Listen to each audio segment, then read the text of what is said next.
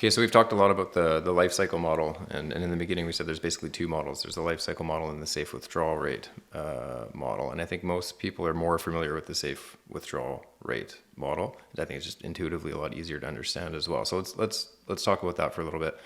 Can you tell us how the safe withdrawal rate methodology works?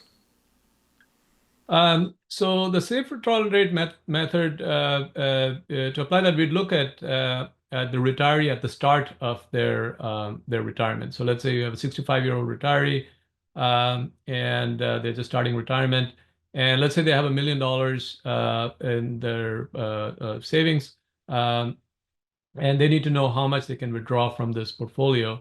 And we're going to assume that they're going to take out a fixed amount throughout with inflation adjustment, so fixed in real dollars. They can ask themselves, should I take $50,000 from my portfolio, 5% of my portfolio, $50,000, and let's say they're planning for 30 years from 65 to age 95. So over a 30-year horizon, if I take out $50,000, will I run out of money or won't I run out of money? If I don't run out of money, I'm going to call that a success. If I do run out of money, I'm going to call that a failure. And then look at a bunch of different scenarios, different sequences. And it could be based on historical sequences. It could be Monte Carlo simulations. But you look at what fraction of the time would this retiree have succeeded or not run out of money, and what fraction of time would they have failed or run out of money. So the fraction of time that they have succeeded would be the probability of success. So that's going to be the key metric that we would focus on. So let's say if they take out 5% of $50,000 per year, their probability of success was 80%. So they ran out of money they would have run out of money 20% of the time. So the retiree thinks about that. Is that okay? And they decide, well, that's not okay. I don't want to run out of money 20% of the time. I want to make sure I'm safe in a larger fraction of scenarios. So they would have to cut their spending. So they might try 4% of $40,000 and see what are the odds now? What is the probability of success now? And they see that they're running out of money only 5% of the time, or so they have 95% probability of success. And they may say, well, that's tolerable, that's acceptable. So I'm going to do this is going to be my strategy. I'm going to take out $40,000, 4% of my starting portfolio, for $40,000 constant, fixed throughout retirement. And they're not going to make any adjustments for if the portfolio does better or worse than they expect. And they're going to keep their fingers crossed and hope that they're in that 95% chance of not running out of money and not in that 5% bad outcomes. So that's how withdrawal would work. Now that you can trace that back to savings, you can connect that back to savings. So if this person says, well, $40,000 is not enough for my retirement, I want to spend $50,000, but I don't want my probability of success to go down, they would have to save more so that they have a larger portfolio. So the 4% of that portfolio would be $50,000. So, or they save more or retire later. So they'd have to adjust on the savings front like that. And then we can, when it comes to investment, that third problem, how do you invest? How do you choose between stocks versus bonds? You could look at different glide paths, look at different fixed asset allocations or upward sloping or downward sloping glide paths, and see what is the glide path, what is the asset allocation glide path that will maximize the probability of success. And this is something that people do frequently. It's often done, and people say, well, the one that maximizes the 60-40 or the 40-60, or you increase it over retirement, and so on. These are all based on this probability of success metric that comes out of a safe withdrawal rate model. So we talked a lot about kind of the benefits and the logic of the life cycle model. To contrast with that, what are the problems that you see with the safe withdrawal rate approach? So there are two problems with the safe withdrawal rate methodology. One is that fixed withdrawal assumption. We're not changing depending on how the portfolio does. We know instinctively that if the portfolio does well, we can take out more than what we originally thought. And if the portfolio does worse than expected, then we should cut back and try to conserve our portfolio. That's something that we naturally understand, and the life cycle model will tell us to do that through the variable withdrawals. But here we are assuming that away. We are basically tying our hands behind our backs and saying that even if bad things happen, we're not allowed to adjust. So that's a problematic assumption because it's not matching how we are going to be what we're going to be doing in retirement. It's assuming something different, and that's going to have some implications. And then the second issue is the grading scheme. We're grading outcomes as just success versus or failure. The magnitudes don't matter. So if failure is a failure is a failure. So even if you fail by $1 in the last year of retirement, you run out of money in the last day of retirement versus you run out of money in right in the middle of retirement. Both of these count as failure. And we're lumping all both these experiences as the same, even though to the retiree these are vastly different outcomes. So one is kind of okay, and the other is a fiasco. So our grading scheme is not reflecting how the retiree thinks about what the retiree cares about. And on the flip side, success, if you just squeak through with 1 penny left versus if you leave millions of dollars behind, all of that is just counted as a lumped together as just success. So on the success side also, it doesn't match what we would consider. So maybe people may care about leaving money to their heirs, and the $1 million left to their kids is and charity is preferable to squeaking by with $1 million with a penny. So it's this pass-fail grading that doesn't capture how the retirees actually feel about how they grade, or how personally grade. There's that mismatch in the grading scheme. So people recognize this. I mean, this is obvious to people that these are simplifications, and people usually say that, yeah, of course, I'm not going to adhere to a fixed withdrawal during retirement. That would be crazy. I'm just making this assumption for the calculation to get a rough idea how much I can spend during retirement. So all models do have to be simplifications. Otherwise, they're not useful. But it's important when we're looking at these models to make the right kind of simplifications. We should retain the important parts of the reality and then simplify away the less important parts. So there's some choices that we have to make in how we model. And the safe withdrawal rate method is not being the right choices. It's simplifying away these important parts of how we behave and what we care about. So it's not a good model in order to get that rough approximation. You don't get a good rough approximation by using a model that has simplified away the important parts of the problem. So this for example, this fixed withdrawal assumption leads to will tell you to have a overly conservative starting withdrawal given reasonable assumptions. And that's because we're tying our hands behind our backs. We're saying that we are not allowed to adjust if bad things happen. So you had to preemptively adjust and start out with a low amount just because we are preventing ourselves from adjusting. In reality, we would adjust, but the model doesn't know that. The model is saying, "Oh, I think you're telling me you're not going to adjust. Well, then you really need to start out with a very low withdrawal to prevent this very bad thing of running out of money from happening."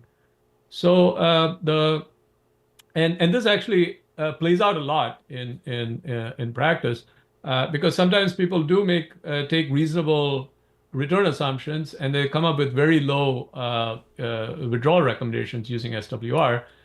So they might say you should only take out 2% of your portfolio, 3% of your portfolio, and people hear that and they're like, that strikes them as wrong. They're like, that doesn't sound right. So they're making bad expected return assumptions. So they blame the expected return assumptions, and they usually prefer to use historical because those are very high expected return assumptions in order to get like a normal, reasonable withdrawal rate. So the problem is not the reasonable expected return assumptions is going to cause conservative withdrawal. So the problem is really the strategy, the model that you're using to come up with the withdrawal. So people are angry with the wrong thing very often, I find. And then so this is actually pretty obvious in some ways that it will do this, but there's another one that's actually much more insidious and not obvious at all. This the impact of this fixed withdrawals. And so when you assume fixed withdrawals, the nature of risk changes dramatically. So when you assume variable withdrawals, if the portfolio does better than expected, all of spending increases. So if the portfolio came better than expected and wealth increased 10% above expected, all of spending increases to reflect that in sync.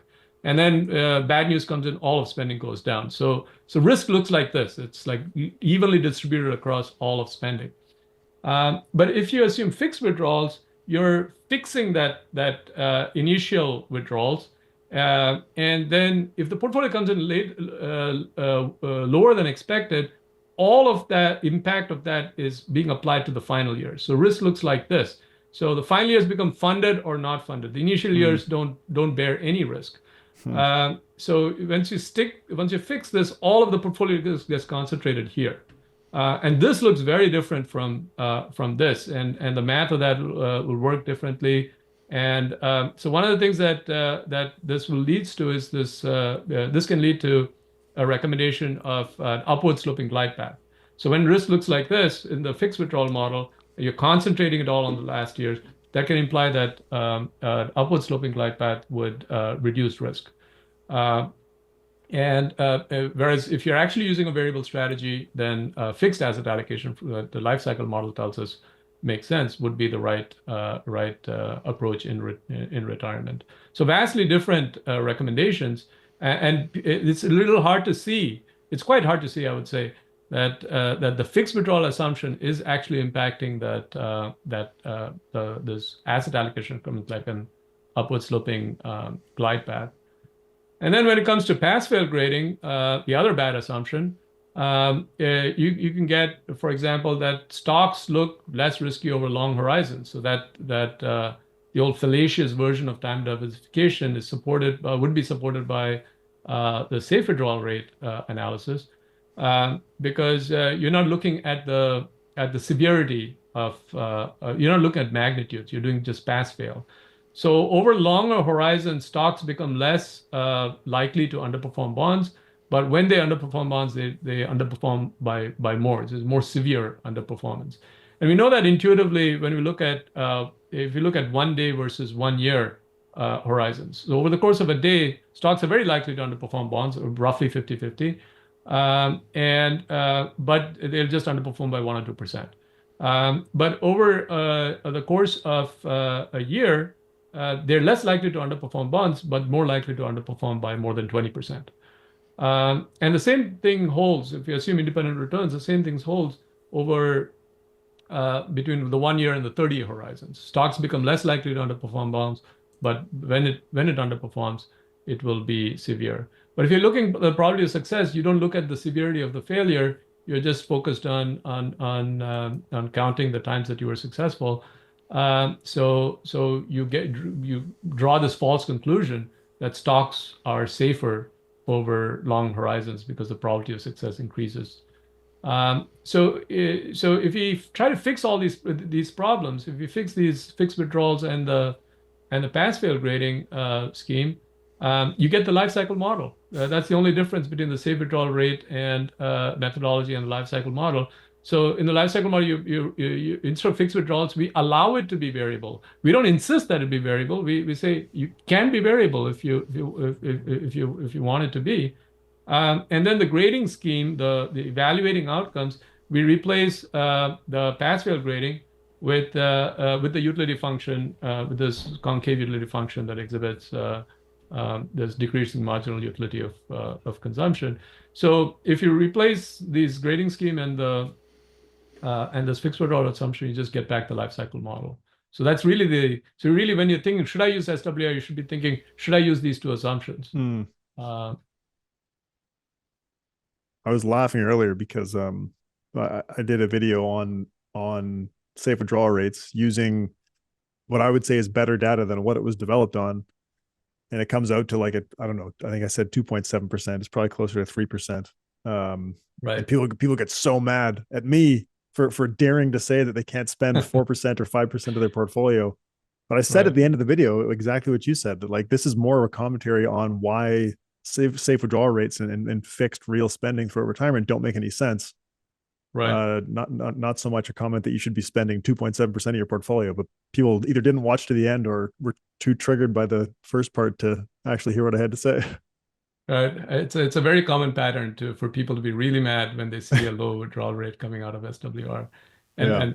and saying this data doesn't make any sense instead of saying SWR doesn't make any sense. Yeah. I still want to do. I messaged you a while about this a while ago, Ben. I still want to do a video on the title being "Safe Withdrawal Rates Answer the Wrong Question" and basically summarize some of the stuff that you just said. I think Absolutely. a lot of people need to hear That'll be that. fun. Yeah, absolutely. I think it's a very important message to get out.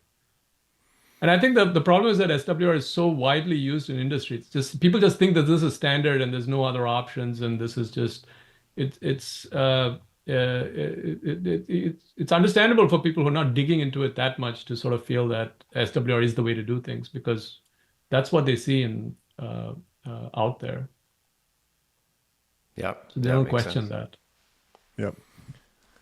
So I think you've largely answered this, but maybe just really, really quickly, how does the probability of success metric that drives the safe withdrawal rate, how does that relate to the utility function that we've been talking about in economics?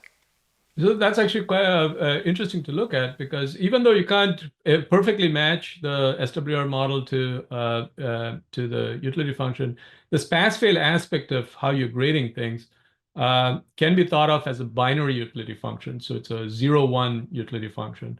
So you have some sort of threshold, let's say it's like $50,000 of consumption. If you're below that threshold, you're failed, right? So it's a 0. And if you're above that threshold, it's 1. You succeeded, and you can assign that a utility of 1. And then calculating the probability of success would be equivalent to taking the expected utility of this binary utility function. So once you think about it like that, you see immediately the problem with this binary utility function method. It's this flat and then step up and then flat again. And compare that to the utility function used in economics, which is this concave, upward sloping but flattening out utility function. So with this binary utility function, you get very weird risk aversion depending on where you are on the curve. So if you're above the threshold, so you've already succeeded, you become infinitely risk averse because there is no benefit to the positive side of risk, and there's only that cost to dropping below the threshold. So so even if you're offered a very attractive bet, 1,000,000% expected return, you say no because you're like, I don't care about I don't care about the plus side of things. I only worry about dropping below the threshold. So you become infinitely risk averse. And then on the other side, on this side, on the failure side of the threshold, if you can become risk loving because you've already failed and you're just trying desperately to jump over into success. So even if you're offered a very unattractive bet with a very low negative expected return, you will take it because you don't care about how bad things get on the downside. You only care about jumping over, having that small probability of jumping over to the above the threshold and attain success. So this is risk-loving behavior. It's not just not risk-averse or risk-neutral. It's crossing over into risk-loving territory. So this is a very bad utility function. This doesn't capture how we should behave or how we care about things. But This is what's effectively being used in the safe withdrawal rate methodology that's widely used in industry. And people complain when people tend to complain when economists, whip out the utility function and start talking about decreasing marginal utility of consumption. And usually, people would say that, oh, that's too geeky, and that's geeks bearing mathematics, and investing is more of the heart. But the problem is that people do have to do calculations, because you can't do it all in your head and have it's not instinctive how to. We don't have enough intuition to just be able to do it all in our head. So we have to sit down and do some calculations, and then we have to try to evaluate the outcomes. And in the absence of a sensible utility function, it's not that they become wiser and use more, nuance and so on in their evaluation. They resort to the 0-1 utilities function that produces very bad recommendations and inappropriate results. So I think using the toolkit of economics, the economists have thought hard about this and try to understand our how we think about risk versus return, and so the toolkit that economics provides is, I think, the right tools to use. And when we try to do things without those assumptions, without that toolkit, I think people run into trouble without knowing it usually. So it sounds like the people who are investing in Fartcoin, hoping to do really, really well, but probably going to lose, should be using the safe withdrawal rate methodology. Yeah, they're on the 0 side and they're trying to get to the 1. Yeah. So one of the things that's happened with the safe withdrawal rate literature, if we can call it that, it's mostly like practitioner stuff and bloggers or whatever, but is the idea of like variable safe withdrawal rates. So instead of having a real inflation adjusted amount that you're spending, there's various ways of approaching rules that change over time. So how is a variable safe withdrawal rate different from an amortization based variable withdrawal? So people have recognized that fixed spending doesn't make any sense. You can't just do a calculation at the start of retirement and stick with that the whole way through. So people are doing the next reasonable thing that they can think of, which is redo the calculation and update this number. So you can create a variable strategy using SWR by just recalculating the safe withdrawal rate every period, like once a year or something like that. And some people call this re-retiring. So that's much better than using a fixed withdrawal scheme. So now the portfolio does well, you'll adjust to that. Portfolio does badly, you'll adjust to that. So it's definitely better than using fixed. But the problem is that it really comes down to clarity and communication about what's happening with the variable withdrawal strategy that the safe withdrawal rate creates, re-retiring creates. So for one, the success rate has lost its meaning. It doesn't mean anything anymore because you are not going to stick to a fixed withdrawal. You are going to adjust. You're not going to succeed or fail. You're either going to spend more than you thought or less than you thought. It's some sort of variable scheme, and this saying that you have a 95% probability of success or a 60% probability of success doesn't translate to anything meaningful here. It did mean something in the fixed withdrawal scheme, but it doesn't mean anything in the variable withdrawal scheme. So suppose so what you really want to know is that trajectory, the of what your spending is going to look like in the future with the variability of the spending. So we can first think about what would spending look like if returns came in as expected. So that would be the expected trajectory. If returns came in like clockwork, like expected, what would your spending be? So that's like step 1 that you would want to think of. Trace that line out, trace that trajectory, and look at whether that makes sense. And then if returns come in better than expected, you'd end up higher than this line. And if returns come in lower than expected, you would end up below this line. So that creates some variability, a cloud of possibilities around that line. So this is really what you want to see. But just hearing that term 95% or 80% probability of success doesn't create this picture, doesn't tell you this trajectory and the cloud around it. So suppose you are targeting an 80% probability of success, and usually with the variable withdrawals, you can target a lower probability of success than with. So you don't have to be 95%. You could knock that down to 80%, or 50%, or something else that might be appropriate. But let's say you've decided to target 80% probability of success.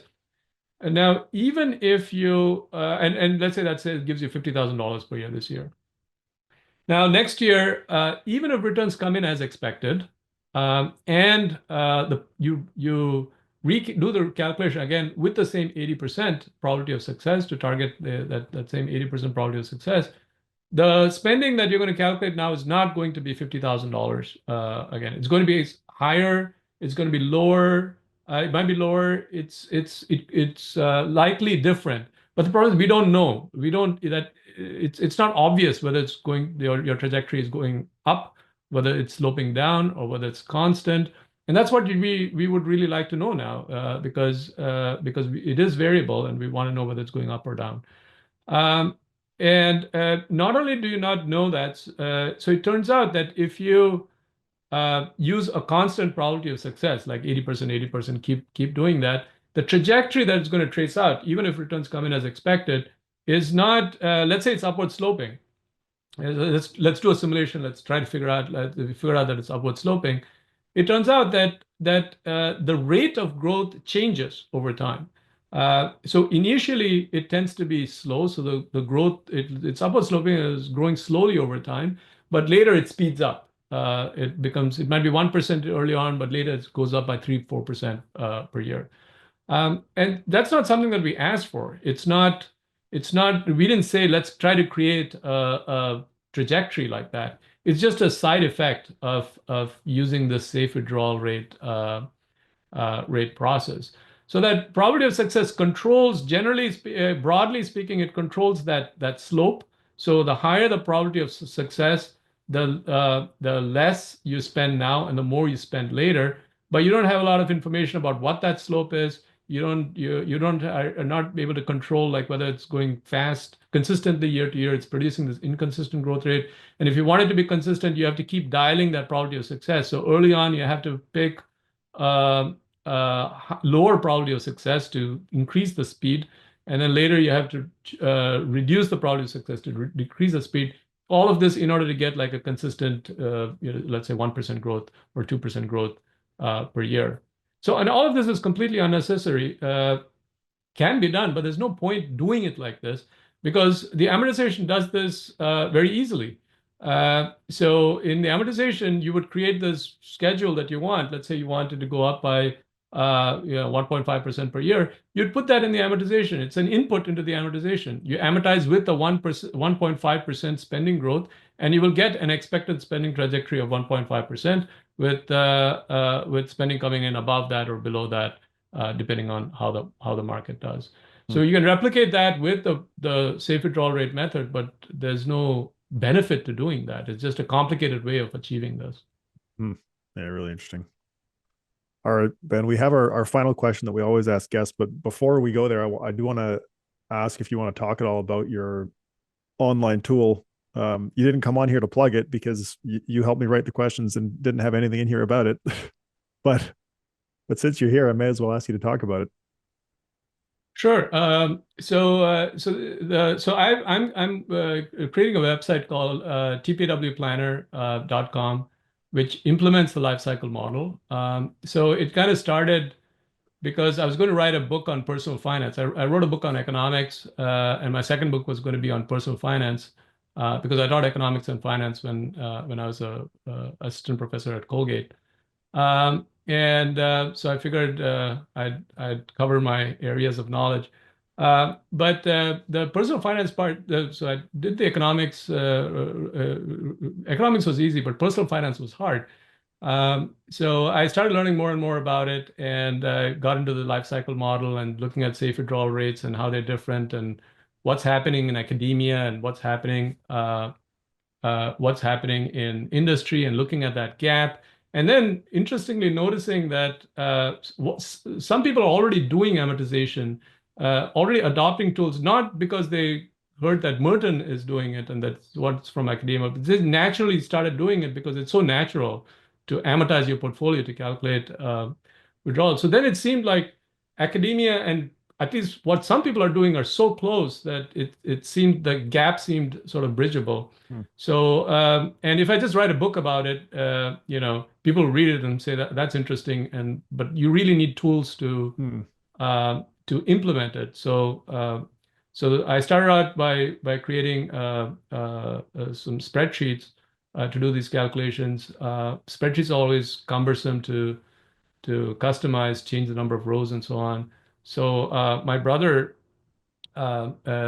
is a software engineer. So I recruited him, asked him if he can help turn the spreadsheet into software, and he started doing that, and he got really into it after a Hmm. while. It was supposed to be like, for a few weeks he's going to turn that spreadsheet into software, and then he got really into it, and he was like, oh wow, like this thing where people hear about the life cycle model and they get excited, and first he thought it was just retirement planning, but then he saw how other things would fit in, and it's like, oh, this is all of financial planning. Oh, wow, this is so interesting. And so he's been very excited about it, and he continues to build. So it's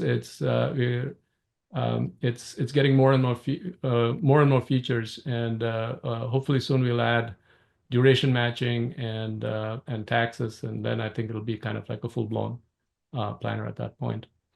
I'd love to find a way. We use financial planning software in Canada that has all of the Canadian tax rates and government benefits and all that. It's incredible software, but it doesn't have this in it. Like I'd love to find a way to get the life cycle model into more traditional financial planning softwares.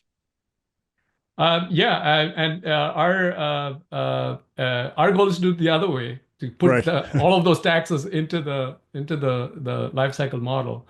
And we have, I mean, some of the people who are using the planner are from other countries. There's people from Canada and people from the Netherlands and so on who are using it.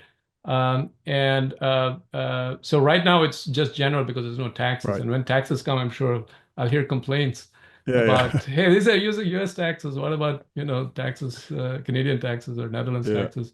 So I think there are financial software are able to cater to more than one country, I think. There may be some toolkits and stuff that I know that somebody mentioned they have a wealth tax in their country. And so I think if you have like a bunch of toolkits to sort of incorporate various things, Hmm. fundamentally taxes work the same, and people can customize the tax rates and so on. So we're hoping to make it available to a wider audience than just the US. Yeah. Okay. Very cool. Well, we'll be keeping an eye on it for sure. Mm-hmm.